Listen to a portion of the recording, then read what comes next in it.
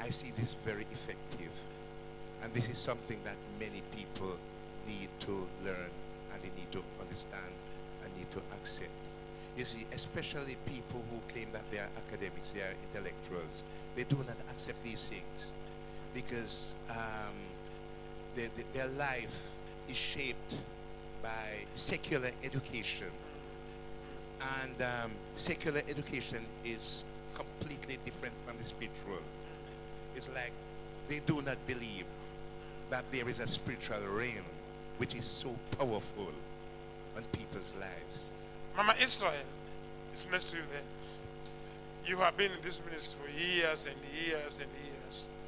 And I've been teaching about this subject of curses. What is this impact bring to you? Well, this has really taken me back to some time ago, and it is really worrying what I'm going to say now, because because things weren't going on with my husband. Yes. At all. Even in the education, nothing was going on right for him. And it caused us a lot of problem in Birmingham those days. And he used to be a lecturer, and people used to come to him at home. About 5, 6 people will come to him. He will teach them accounting, because accountancy. And when the result comes, he will fail and others will pass. And which means all my money I have been spending now. So it was frustrating. But one day he told me that when he was young, he was staying with his uncle at a place called Agbo, not very far from us. And that uncle used to go to the burial ground to pray. But this one morning he came and he said, your senior brother will never let you prosper. And he didn't take any notice of it, all these years, because he was young. And really, there was nothing that was going on that was good. And so this now is also affecting my children, especially the eldest, which I am telling you that it is really worrying. It is very worrying, and it is very heavy in the family. Very. It is very heavy, and this is affecting me heavily, affecting the children. Although he doesn't seem to understand it, that's the son. But I keep saying this is what is happening. If really he hasn't really prospered, and time came in his family that there was a big problem, that the brother drove them all out of the house. All of them, the 3 wives, drove them out of the house because the senior son is the owner of the house.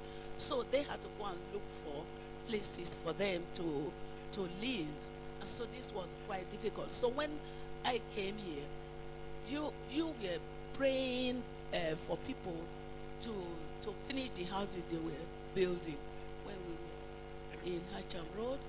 And so I was sending money home, because now the senior brother has driven them away from home.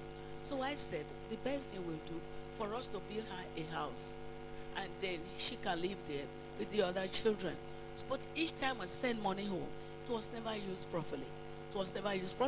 So I came here when you were praying for people to finish their building at home.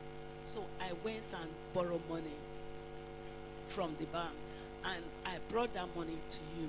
I didn't bring it, but I came to tell you that I was going home. And you didn't say anything, and you just said, it's okay, you can go.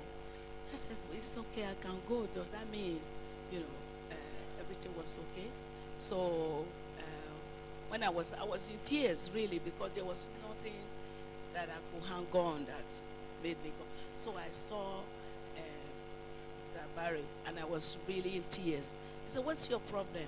I said to him, I was open to him, and I said to him, I went to the bishop, and he said, it's okay, the house will be finished. And really, when I got home with that money, I borrowed 10,000 pounds plus another 10,000 pounds I was was working with. Then we built that house. And even when I was at home, it's not as easy as here. People will rob you from the bank. You take money to the bank, you go and withdraw money, and people will really follow you. But throughout that time we were at home, they did. We will take about have £1 million, have £1 million naira from the bank, and the bank people